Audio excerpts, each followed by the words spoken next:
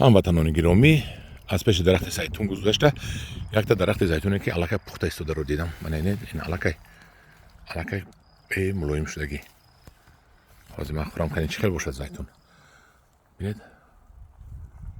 ببینید درخت زیتون پخته ایستاده است، میوهش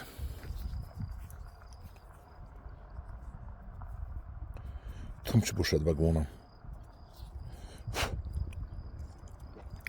او میبخشد همقدر تلخه کی چه میخورن همینه ها تلخ. و وقتی در بالا سالاد میخورید و چه با مزه یک تلخ است که اینه خورده نمیشدی. حال میپرسم برای چی تلخ دهنی با مزه و بی مزه کردم. تو گلوم رفت تلخشه این